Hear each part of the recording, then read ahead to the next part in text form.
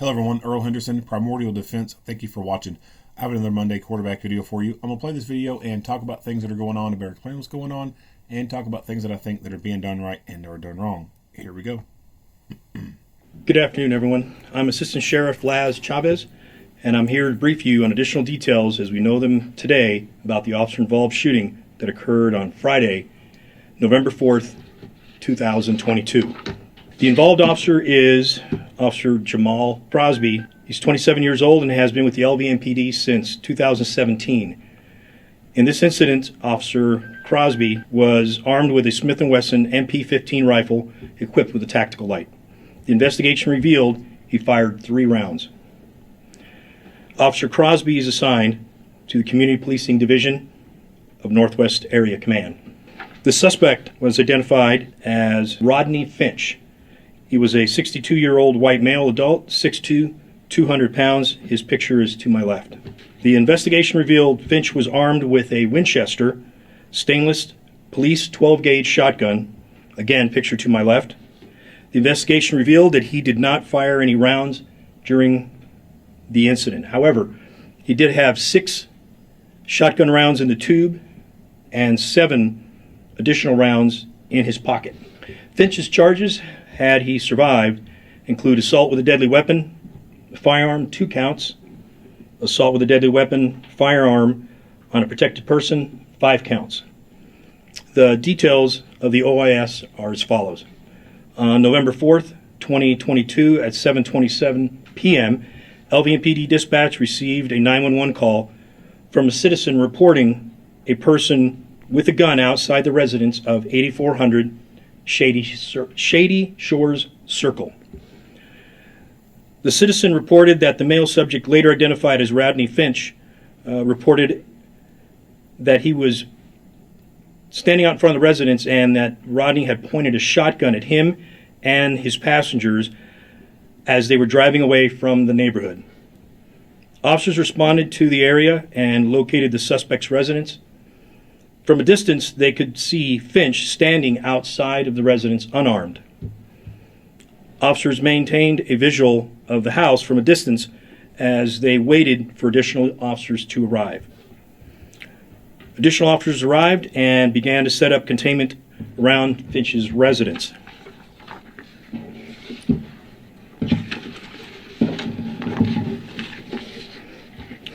Over the course of 20 minutes, Finch entered and exited the residence through the garage several times, armed with the shotgun.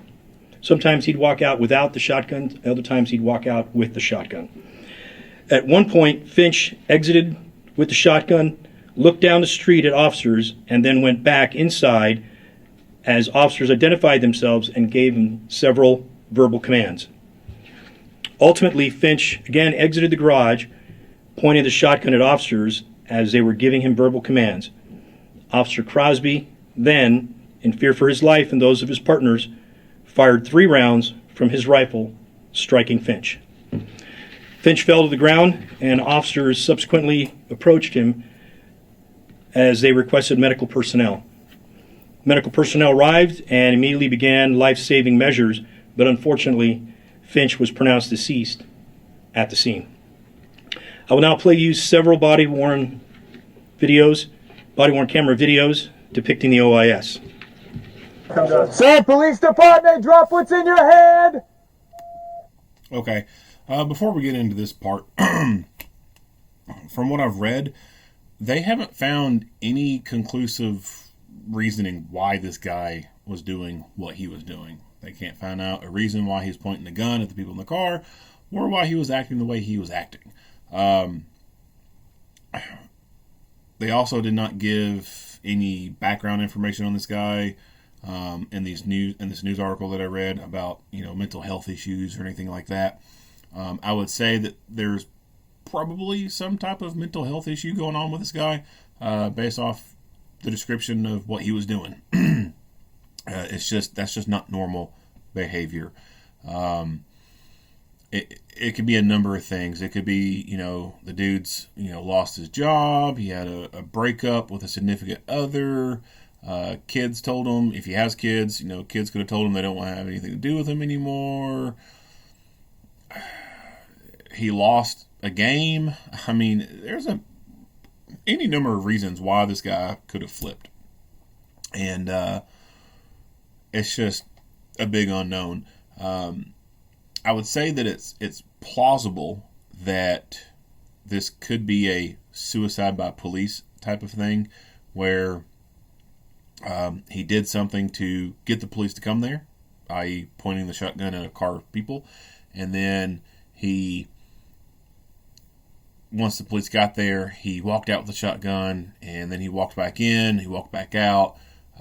Even though he didn't have it with him, he walked back out, walked back in, came out with it again. It was possible that although he had the motive to want to die in a suicide by police kind of scenario, he may not have worked up enough courage to make it happen right then and there. So as he's walking back in and out of this house, he could be working himself up, gaining that mental courage, psyching himself to do it. That's possible, but I don't know for sure. Whatever there's going on, he's definitely got some kind of mental issues. Anyway, going on. This is the Las Vegas Metropolitan Police Department. Everybody take a knee, okay? Take a knee. Drop what's in your hand. The next one is from officers that were positioned just south of the location.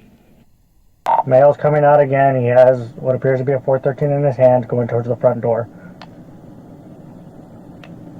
He's also kneeling down by the front wall right there. He has a shotgun. He's pointing in your directions. Shots fired. Shots fired. This next video is from Officer Crosby, body-worn camera. So, Garage is opening. someone's gonna have to tell me what they're saying, like what he's doing. I got ears for you and okay, just tell me what they're saying, what he's doing, because I couldn't really hear last time. Okay. And I'll issue verbal commands. So this rifle has a big fucking forward assist grip on there. I think this is probably one of those forward assists that turns into a bipod. That motherfucker is humongous looking. We can see that the rifle has flip-up irons and some type of optic on top, most likely a red dot sight. This looks like it might either be a can or a flashlight. We'll have to play a little bit more to see what's going on. Coming towards front door, maybe 413 in his hands. Looks like a 413. This is the Las Vegas Metropolitan Police Department. Fuck, he's got a gun. Gun. Get down. And this last video is from officers that were also nearby. Coming towards front door, maybe 413 in his hands. 413. This is the Las Vegas Metropolitan Police Department. Fuck, he's got a gun. Gun. Get down.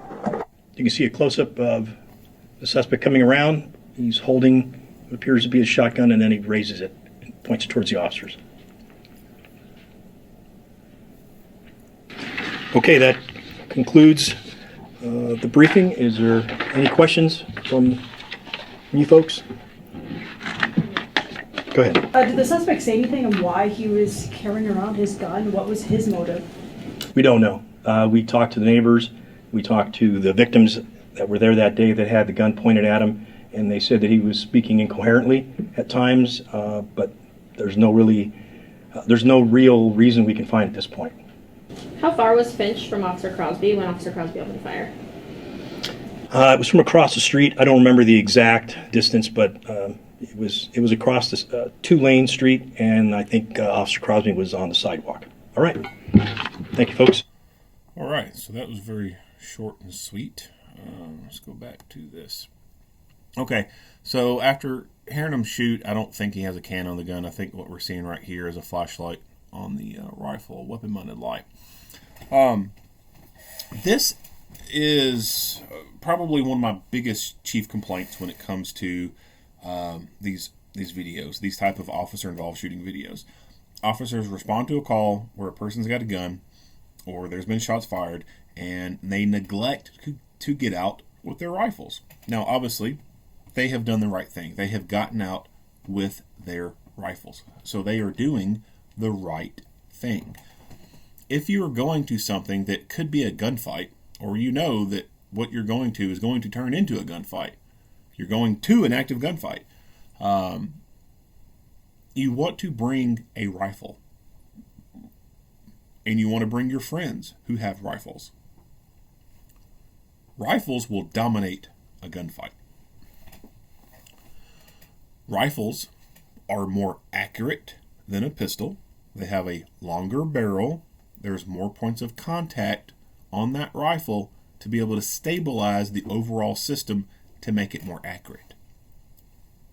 You're minimizing or reducing as much movement into the gun as possible when you have multiple points of contact on it. As opposed to a pistol, you have a very short barrel and there's only 2 points of contact. Your 2 hands, that's it.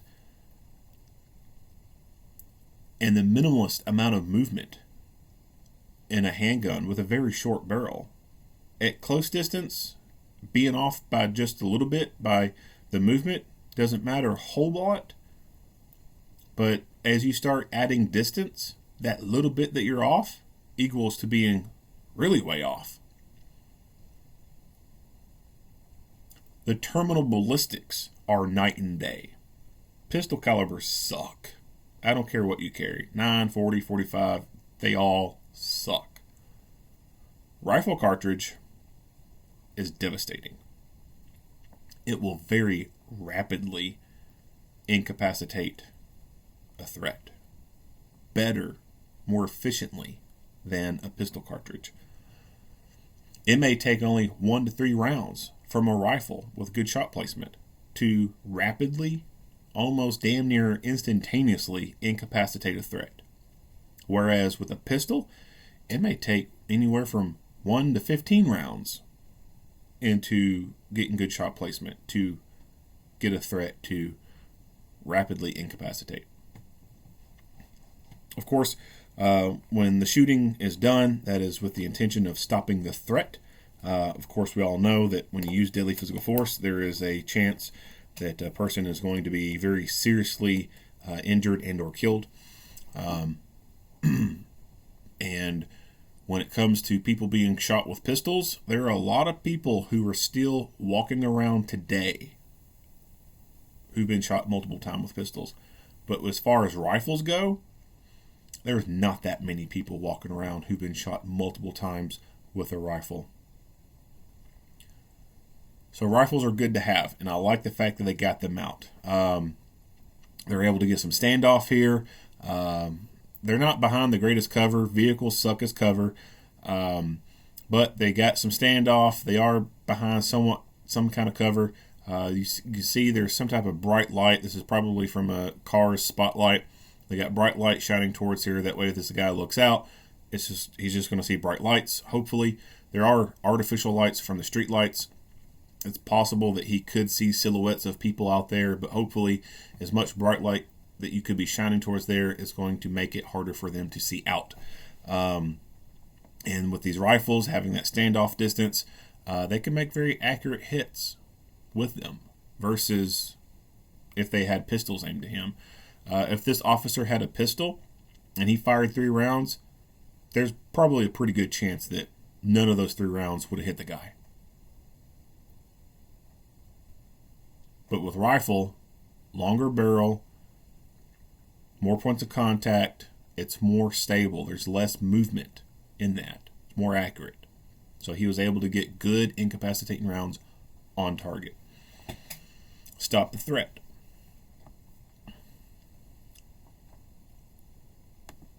Because I couldn't really hear last time. Okay. And I'll issue verbal. This big ass fucking bipod forward grip thing he has. That thing is humongous. I'm not the biggest fan of those things. There's better ways of doing what you need to do with your rifle to get that kind of elevation that you would want on the barrel. You know, you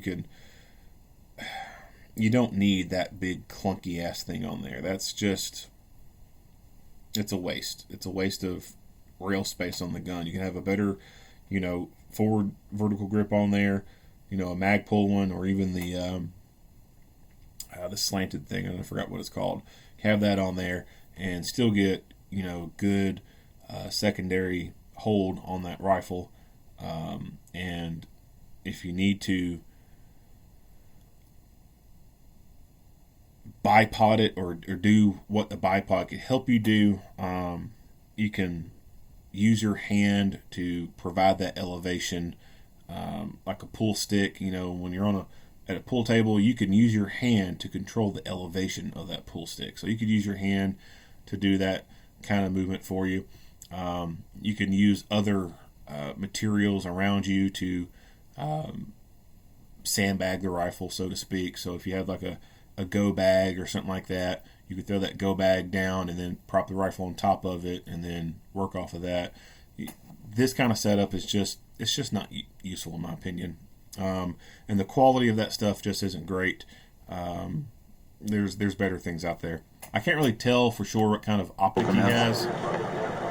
We just have so much blur coming from this street light right here that kind of blocks out anything.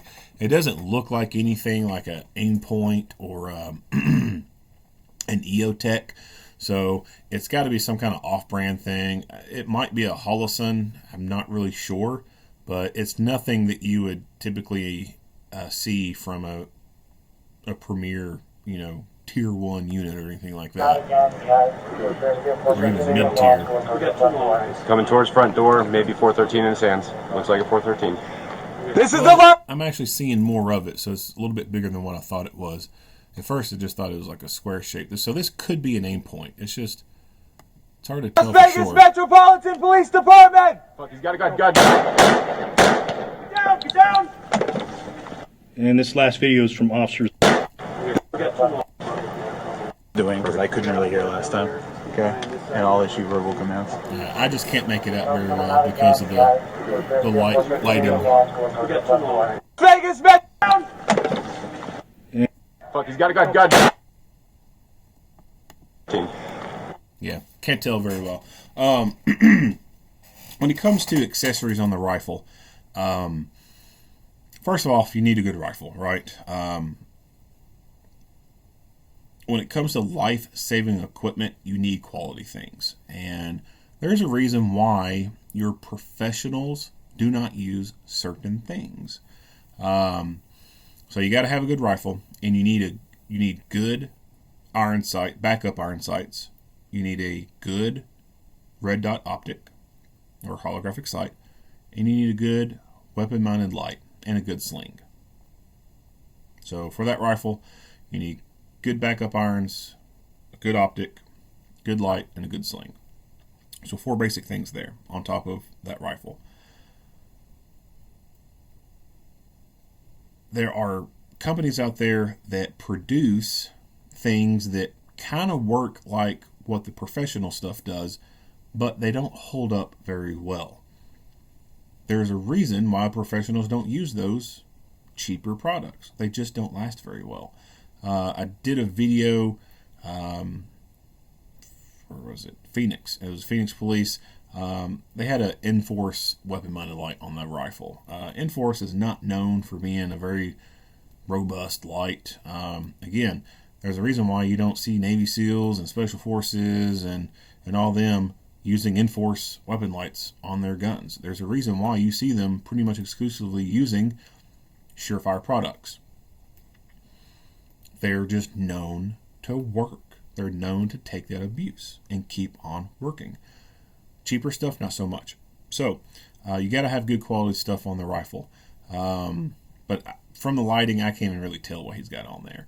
It looks like it might be one of those aim points, but it's really hard to tell. For sure, though, this forward grip / what looks like turns into a bipod, that thing's junk. Would not recommend that at all, whatsoever. Another good thing that I think would be good for a patrol rifle is a silencer. I'll talk about silencers when I see them, but since we got this rifle out, might as well just go ahead and talk about silencer as well. Silencers, contrary to what Hollywood wants people to think, they don't really silence the gun in any way or drop the sound to what Hollywood portrays it to be like. it's still loud. It's just not hearing damage loud. So that rifle, if it had a silencer on it, it would still be fucking noticeably loud.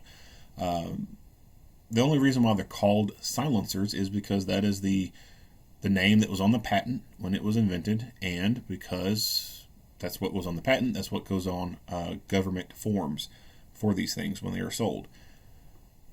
People oftentimes call them suppressors, and the word suppressing is probably more fitting for what it actually does, because it's basically like a muffler. Kind of like your car's muffler. That muffler dampens the loud-ass noise that your engine would be making if it didn't have the muffler system on there. If you take your muffler out, or you cut your, anyone who's had their catalytic converter cut off, the car gets super, super, super fucking loud. Because the exhaust is not going through the muffler system. So even when you stand by your car and you turn it on, so long as it's a gasoline powered car, not an electric one, you turn it on, it's just sitting there. It's still making a noise. Like, you could walk by a car and tell, hey, this car's turned on because it's loud, right? That's what the silencers do for the guns. You still hear them. You know they're going off. But they're just not super, super, super loud. So because they're not super, super loud, you can save your hearing in the short term and long term sense. Short term, you're not going to have instantaneous tinnitus where you fire your rounds and you get ringing in the ears. Since you don't have that loud ringing in the ears, you're going to be able to more effectively communicate with people. You'll be able to talk on the radio, hear what people are saying, etc. Long term, of course, it doesn't cause the damage long term. Long term damage is you do have like random tinnitus here and there. Like my hearing damage, I don't hear as well sometimes. It's just my hearing ability has been reduced a little bit over the years, and at random times I get fucking ringing in my ears. I'll be sitting there and I'll be sitting, somewhere and there's not even any noise going on. Sometimes it's when I'm laying in bed, there's no noise and I'm sleeping, and it'll go beep, just a fucking ringing noise out of fucking nowhere. Super fucking annoying. But aside from that, just the not having that ability to hear very well. Like, I'm always having to say, huh? What'd you say? What'd you say? And that fucking sucks. And that's for my own stupidity, being younger. Not wearing ear pro all the time around guns when I should. Being around loud speakers and stuff when I was younger. And probably as a teenager having headphones on, having them on full blast. So my own stupidity, kind of led to that. I should have taken better care of my ears, and you should too. As one of my mentors has said before, James Yeager, he said, chicks dig guys with scars. They don't dig guys who are fucking deaf. And that's very true. Chicks will dig scars, but they don't really care much for the deaf guy. So you got to take care of your ears, and a silencer is a good way to take care of your ears, especially when it comes to rifles, and especially when you're shooting rifles indoors. For them, they're outside. So even if, they didn't have hearing protection on and they fired this rifle without ear pro on, they're still going to incur some kind of damage. But in the open environment, that sound and everything, the energy is able to dissipate out into the open environment. You go inside, you're in a hallway, you're in a room, holy shit, that motherfucker's loud. You talk about ringing ears. Your ears will be ringing for sure. Don't recommend going indoors and shooting your gun without ear pro. But sometimes in exigent circumstances, that's what law enforcement is faced with. They don't have time to put earplugs in. They don't have time to grab a set of earmuffs and put them on. They got to grab the shit and go. Or if they start off with a pistol right there on the side of the road on a traffic stop, that's all they got. Like, nobody puts in earplugs when they do a traffic stop just because there could be a fucking gunfight. No one puts earmuffs on and walks up to a car during a traffic stop. Like that shit don't happen. So, yeah, when you, boom, have to instantaneously pull your gun, you don't have any hearing protection. And the same could happen with rifle. You may have to rapidly deploy it and then not have any hearing protection. But a rifle is a lot louder than a pistol, so if you can have a silencer on that rifle, the better. Law enforcement, you're going to be able to get those stuff more easily as far as not having to go through so much red tape. The cost is still going to be a factor, and unfortunately, budgets for all agencies are not the greatest, so that might be an uphill battle for you, unless you can get some more funding. People who are not government or law enforcement, you're either private security or you're a citizen, you got a lot of red tape you got to go through. These things are covered under the same laws that basically govern machine guns. So the same thing that would govern a belt-fed M60 machine gun governs this fucking muffler, essentially. It's totally stupid, totally unnecessary, but that's what happens when stupid people are able to vote and when stupid people are able to pass laws. These stupid people watch shit on movies and are like, oh my god, that silencer completely takes the noise away. We can't have that. Like, there are fucking people out there who really legitimately believe that a Glock is all plastic and it can avoid detection in a metal detector. Like, that's the kind of stupid people we got to deal with in life. And these people vote. These people get laws passed. So, if you went to a gun store today and you wanted to buy a silencer, and they sold those, you pay for that silencer, and you got to do your background check, or you do your fingerprints that go to ATF and FBI, submit all this paperwork, take a passport quality photo, etc. Submit it all that day. It takes about a year before they come back and say, you can now take possession of this silencer. So your silencer that you bought and paid for has to sit at the gun store for basically a year. And they call this, everybody jokingly calls this NFA jail. But once you get it, then you got it. And you still got some goofy ass rules you got to follow, like depending on what state you're in. Some states may have laws from the state level that further restrict what you can do with them. But there are some federal nuances you got to follow, like you're not supposed to go across state lines with it unless you notify ATF and blah blah blah. It's, like I said, totally fucking stupid shit. It's basically just a muffler, but that's unfortunately what people have to deal with if they want to own one privately. The government doesn't have to do that. There are still some regulations on what the government has to do, as far as the paperwork and taking possession of these things and whatnot, but it's not as bullshit as what private ownership is. But you can own these things. It takes a while to get them. You got to pay the price for the can and pay a $200 tax stamp, but you can own one. And I highly suggest you get one because, like I said, the benefits of them, aside from it being hearing safe for you, it also reduces the signature, the muzzle, the flash signature. So, one of importance for just natural vision, color spectrum, that reduces the overall flash that people could see, so it makes it harder to see where you're shooting from. And when you're using night vision, that's really super great when you have less flame coming out the end, because that doesn't cause your night vision goggles to flare. And if other people are using night vision, it makes it harder for them to figure out where that fucking flash is coming from unless they're looking directly at it.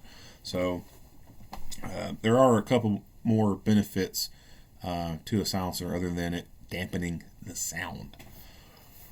Anyway, moving on from there, not much else to say about this video. Yeah, if you like what you hear and see, go ahead and give me a like and a share. If you haven't already, hit the subscribe button and stay tuned for more Monday quarterback videos. Earl Henderson, Primordial Defense, thank you for watching.